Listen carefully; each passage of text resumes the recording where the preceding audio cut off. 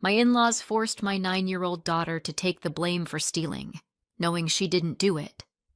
"You have to protect your cousin," they said. "It's what family does." She got suspended. I didn't shout. I acted. 2 hours later, their lives started to fall apart. If you'd told me that a normal Wednesday morning would end with my 9-year-old daughter sitting across from a police officer, clutching a crumpled confession in her shaking hands, I would have laughed. The dry, humorless kind you give right before the world tilts. But that's exactly how it happened. It started with laundry. Just laundry. A quiet morning, a half-finished cup of coffee, and the feeling, for once, that the day might be manageable. Then my phone buzzed. Missed call from the school. Then another. And another. By the time I finally heard the ringtone, I had shampoo in my hair. That's the only reason I didn't pick up sooner. Shampoo. Not disaster. Not crisis. Shampoo. I tapped the screen with wet fingers. "Ms. Jacobs?" the receptionist said, voice tight. "You need to come to the school. Immediately." "What happened? Is Chloe okay?" I can't discuss details on the phone, but you need to come now." Every mother knows that tone. The one that hits you right under the ribs. I rinsed, threw on clothes that didn't match, and drove faster than I legally should have. I told myself everything was fine.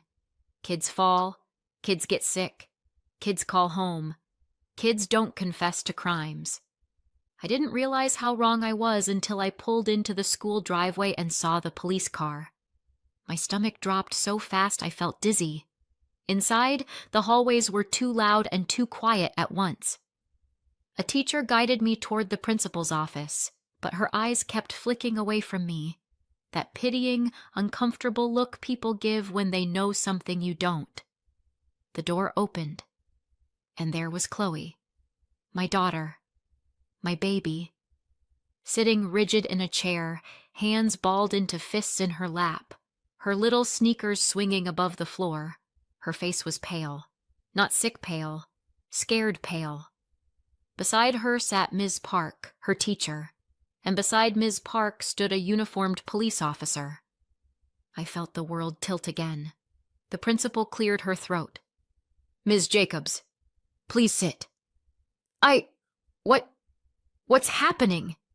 She gestured to the table. A school-issued iPad lay there, Ms. Park's name sticker on the back. I recognized it instantly. I'd seen her carrying it at conferences. "This iPad went missing yesterday," the principal said gently. "We found it in your daughter's possession this morning."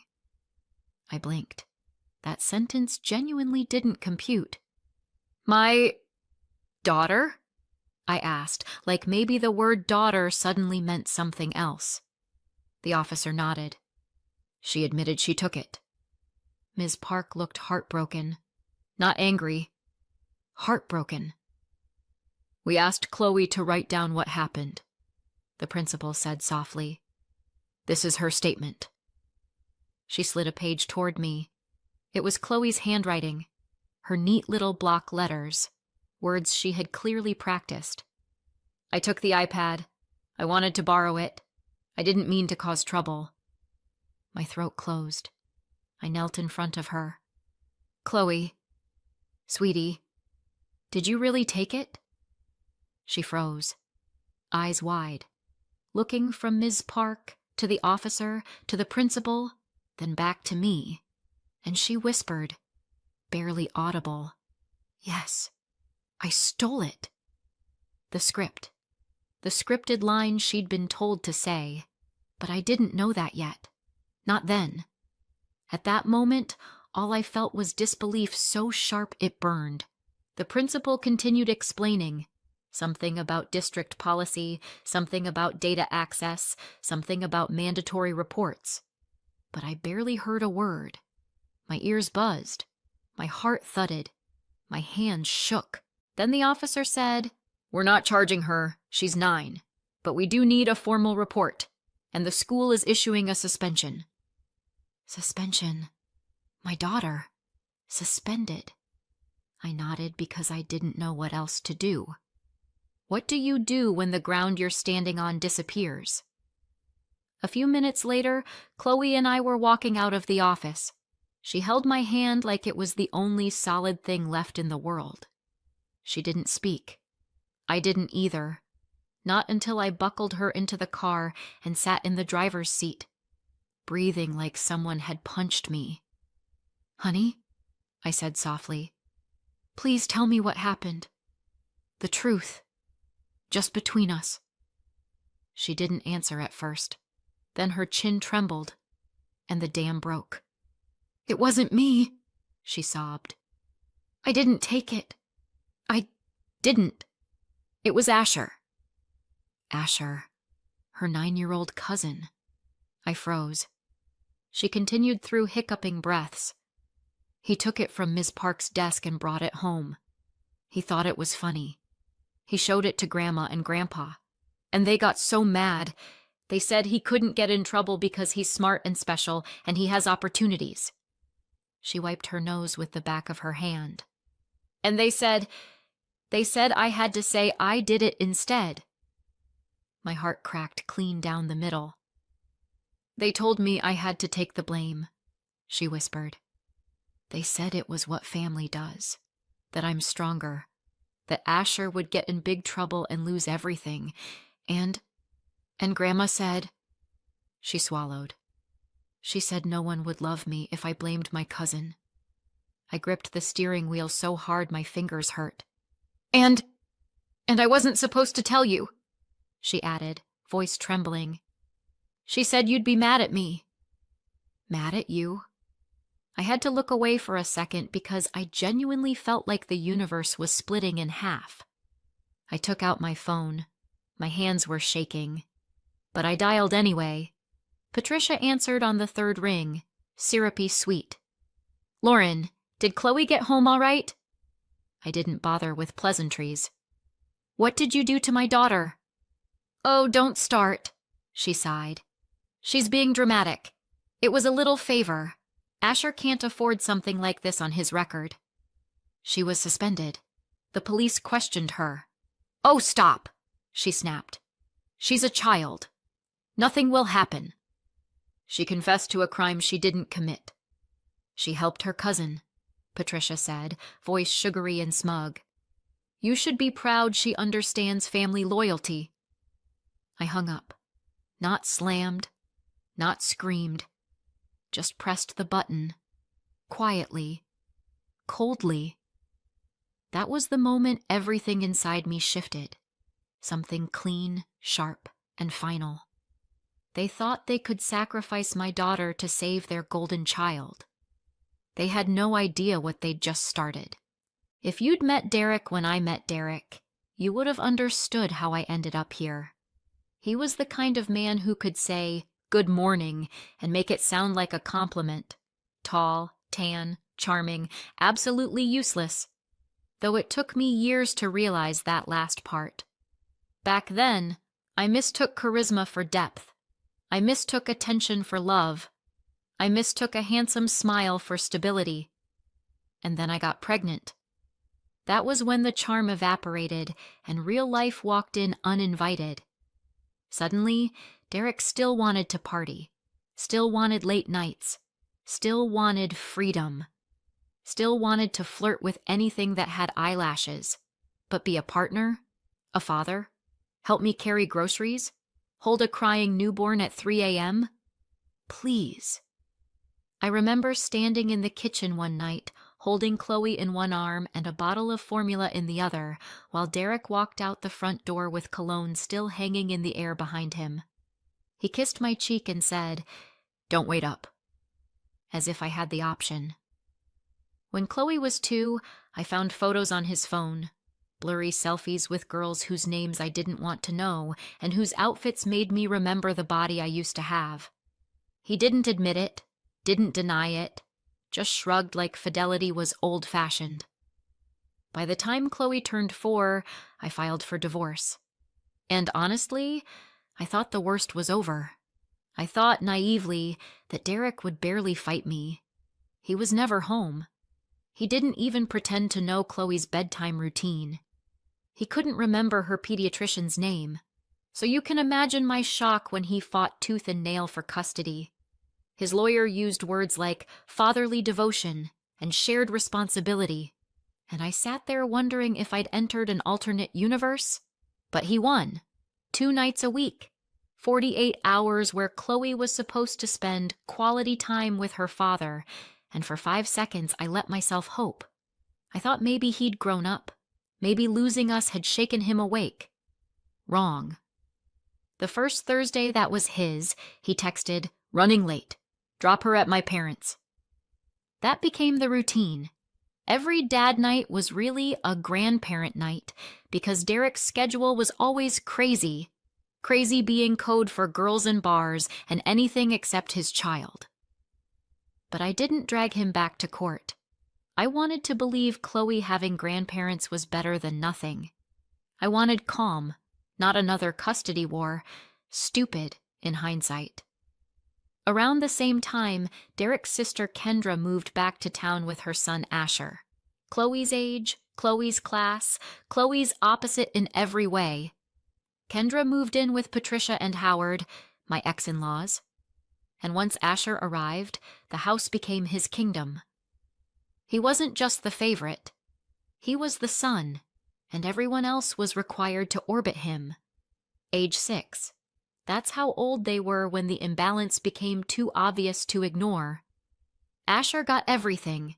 The best snacks, the best toys, the expensive holiday pajamas, the special outings, the trips, the praise. Chloe got, well, whatever was left. Hand-me-down affection, second-hand smiles, the "we love you too" sort of energy. And the worst part? I kept telling myself I was imagining it.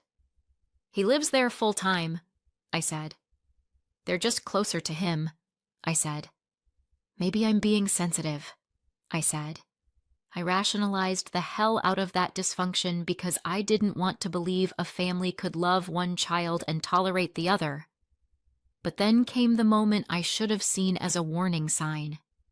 During the divorce, I'd asked Derek for permission to move back to my hometown, where my parents lived, where I had support, where Chloe would have stability and love. I wasn't trying to punish him. I wasn't trying to run away. I just needed help, and my help was 300 miles away. He refused instantly, not because he cared about Chloe, not because he planned to be a better dad. He refused because it was the one form of control he had left. Punishing me was more important than supporting her. That should have told me everything. But trauma makes you excuse bad behavior in beautifully creative ways. For years, I ignored the tightness in my daughter's voice when she talked about Grandma Patricia. I ignored the way she shrank at family gatherings when Asher received his latest round of applause. I ignored the way she lingered near me at drop-off, like she wanted to say something but didn't know how. I ignored it all because admitting the truth meant facing the fact that Derek's family, the people I depended on for those court-ordered custody days, did not love my daughter the way they loved Asher. And then came the iPad. The stolen iPad. The forced confession. The suspension. The police. The shaking hands. The whispered, "No one will love me if I blame my cousin." The moment every suppressed doubt snapped into focus. Everything I tried to rationalize suddenly fit together with sickening clarity. They hadn't just favored Asher. They had always favored him. They had always seen my daughter as secondary. They had always expected her to be grateful for scraps. They had always believed protecting Asher's future mattered more than protecting her childhood. And the worst part? They'd been training her, slowly, quietly, subtly, to believe it too. All those years of be a big girl. All those years of Asher's sensitive. All those years of don't make a fuss. All those years of handing him the first slice of cake and telling her to share. All those years of brushing off her hurt with, he didn't mean it. They'd been teaching her her place. And when the iPad incident came, she already knew the role she was expected to play. The scapegoat. The sacrifice. the child they could afford to lose. I used to think the worst thing in life was being married to Derek. I was wrong. The worst thing is realizing the people you trusted with your child, the people you hoped would love her, guide her, protect her, were willing to ruin her life to save someone else's. And in that moment, sitting in my car with my daughter sobbing into her hands, I felt something I hadn't felt in years. Clarity, not rage, not confusion, not heartbreak. Clarity. This wasn't a misunderstanding. This was a deliberate choice, and I knew exactly what I had to do next. They thought I would swallow it. They thought Chloe would stay silent. They thought wrong. If anyone had told me that the worst part wouldn't be the police officer, or the suspension, or even the written confession, it would be the car ride home afterward, I would have laughed. Not a happy laugh. A brittle one. The kind you give when you're trying not to shatter. Chloe cried herself quiet in the back seat. Not asleep. Quiet. Which is worse. When we got home, she clung to me like she was afraid someone would rip her away. And honestly, I felt the same. I made hot chocolate. She didn't drink it. I sat on the couch. She curled into my side, shaking. People talk about maternal instinct like it's soft and warm. Mine felt like broken glass. "Sweetheart," I whispered, "you're safe now. You did nothing wrong." She nodded, but her eyes were far away, the way kids look when they're trying to understand something that shouldn't exist in their world. They said I was helping," she whispered, "and that Asher would lose everything if I didn't." I closed my eyes. Once. Slowly. Because if I didn't, I was going to break something. "And they said," she swallowed, "they said you'd be disappointed in me if I told you." There it was. The knife. The idea that she thought I'd choose them over her. "Look at me," I said. She did. Those terrified, apologetic eyes that didn't belong on a 9-year-old. "I love you," I said. Not them. Not their rules. Not their twisted version of family. You. Always. She burst into tears again, and I held her until she finally stopped shaking. But comforting her didn't cool my anger. It sharpened it.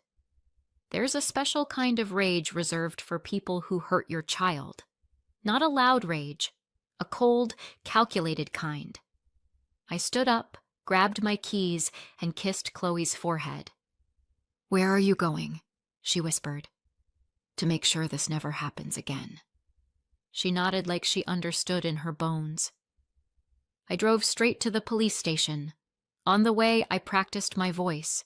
Neutral, steady, unshakable, because if I broke down even once, they might mistake me for emotional instead of furious.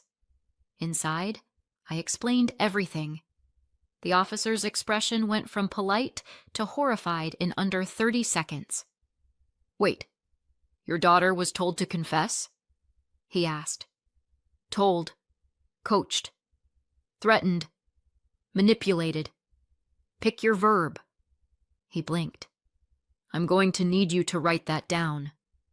So I did. I wrote down every detail Chloe had whispered in the car, every word Patricia said, every lie, every threat, every ounce of pressure. I wrote until my hand cramped. When I finished, he said, "We'll open a report for coercion of a minor." Coercion of a minor. Hearing it out loud almost made me dizzy. "Will this help Chloe?" I asked. "Yes," he said.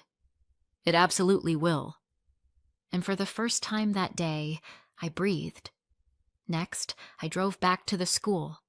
This time, I didn't wait politely in the office. I knocked on Ms. Park's classroom door and asked the principal to join us. The moment they saw the police report in my hand, their expressions changed. "I'm so sorry," Ms. Park whispered. "We would never have suspended her if we knew," the principal started. That's why I'm here, I said. She didn't steal anything. She didn't do any of this willingly. She was coached, threatened, lied to. I handed them copies of the statement. And she wrote that confession, I said, because she was told she'd lose her grandparents' love if she didn't. Ms. Park covered her mouth. The principal sat down slowly. We'll reopen the investigation, she said. Good, I said. Because you suspended the wrong child. I walked out before they could say anything else. Not dramatically. Just deliberately. Silence is louder than shouting. I didn't even make it home before my phone started vibrating. First call, Derek. Lauren, what the hell is this? He barked. My mother is in tears. Good, I said. She should be. You filed a police report? Over a kid's mistake? Over nothing? Your parents coerced a minor into confessing to a crime. Oh my God, he groaned. You're always so dramatic. I hung up. Next call, Patricia. Her voice was shrill. You ungrateful little, how dare you go to the police? You're going to ruin Asher's future. You almost ruined Chloe's. She was helping the family. She's 9. Oh, please, she snapped. She's tougher than she looks. I hung up again. Next call, Kendra. You think you can prove anything? She hissed. You think anyone will believe you? Chloe confessed. In writing. Under duress. You can't prove that. You'd be surprised. I hung up a third time. 3 calls. 3 villains. And strangely, I felt calmer with each one, because their panic told me everything I needed to know. They weren't sorry. They weren't confused. They weren't mistaken. They were guilty and scared, exactly where they needed to be. I walked back into the house and found Chloe drawing quietly at the table, the tension gone from her shoulders for the first time all day. I kissed the top of her head. You okay, baby? She nodded, and something settled inside me. A resolve so solid it felt like steel. They wanted a war. They just forgot one thing. I don't lose when I'm fighting for my child. The next few days were strange, quiet, not peaceful, just recalibrating. Chloe stayed home with me while the school reviewed everything. She carried the suspension like a bruise, not visible, but painful every time she moved. I kept things simple. Ice cream, movies, walks, anything normal. One night she asked, Do I have to see them again? No, I said. You don't. It wasn't dramatic, just the truth. 2 days later, my mother arrived from out of state. She hugged Chloe like she was coming home from war. Chloe clung to her in a way that made something in my chest crack. After 10 minutes, my mother looked at me and said quietly, You should have moved home years ago.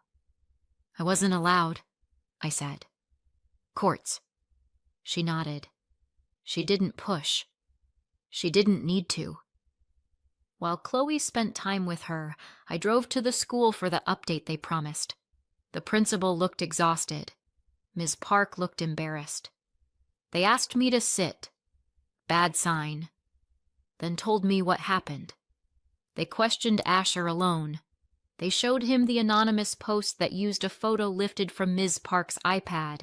A stupid, childish picture she would have deleted if she remembered it existed.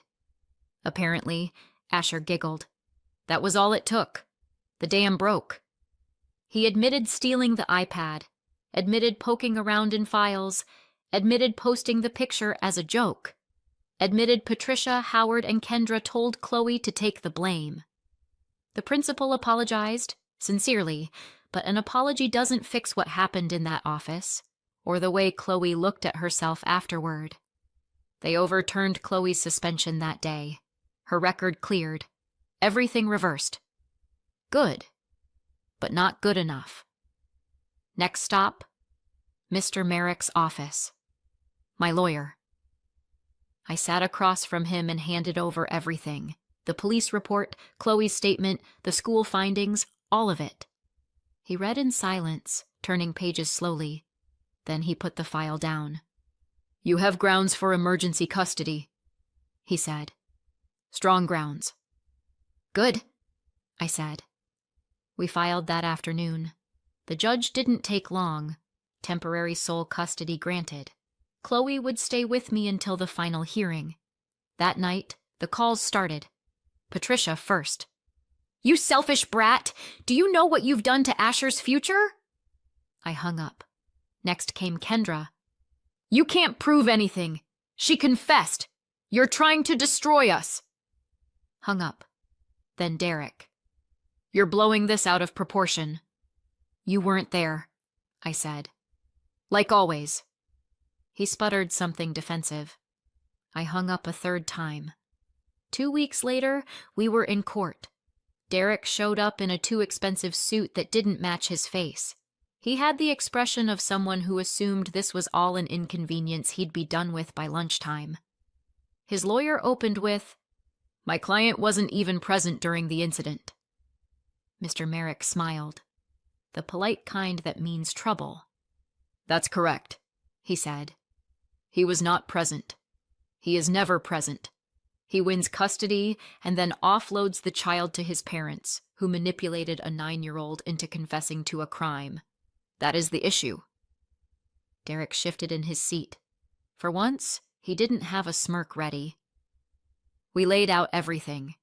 The police report, the school findings, the timeline, his complete lack of involvement in parenting. It didn't take an expert. It took 5 minutes for the judge to see exactly what he was. When it was over, the judge said, "Sole legal and physical custody to the mother. Father will have supervised visitation only." Supervised. That was it. That one word cracked open a door I'd been pounding on for years. Because supervised visitation meant something simple. I could move. And I did. I filed the relocation notice. I packed the house. I loaded the car. 3 weeks later, Chloe and I were driving across state lines toward my hometown, the place I'd been trying to bring her since she was 4. When we got there, my mother was waiting outside, waving like we were arriving from a long trip instead of escaping a war zone. Chloe ran straight into her arms. That was the moment I knew we were done with the old life. As for Patricia, Howard, Kendra, and Derek, they spent years reminding me I didn't belong in their family. Turns out they were right. And now, they have exactly what they wanted. A life without us. We have one without them too, and ours is better. It's been a year. Life looks nothing like it used to. No drama, no anxiety, no waiting for the next blow. Just normal. I didn't realize how rare that was until we had it. Derek never used his supervised visitation. Not once.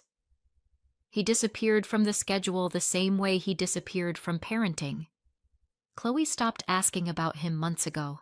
That used to hurt, but now it feels like peace. She isn't waiting for someone who never showed up. She's thriving. New school, new friends, new routines. My parents live 20 minutes away, and Chloe lights up around them. Amazing what real love can do. I got a new job too. Better hours, better pay, better everything. Turns out life gets lighter when nobody is dragging you down. Every so often, a friend from our old state sends me updates. Apparently the fallout didn't stay quiet. Asher didn't settle after the iPad incident. More jokes, more boundary issues, more excuses from Kendra. Eventually, he was expelled. Not suspended. Expelled. And when he enrolled in a new school, parents there already knew. Stories travel fast when kids are involved. No one wants their child sitting next to the boy who stole a teacher's device and let another kid take the fall. Patricia and Howard didn't escape the consequences either. Their reputation took a dive. Invitations dried up. They were quietly asked to step back from groups they once bragged about. Parents didn't want them around their kids either. But the harshest fallout hit Kendra. At Asher's new school, People had already heard what happened. The other moms kept their distance. The looks were sharp. Last I heard, she avoids school events whenever she can. Meanwhile, Chloe comes home smiling now. That tells me everything I need to know. So tell me, did I go too far? Or not far enough? Let me know in the comments and subscribe for more.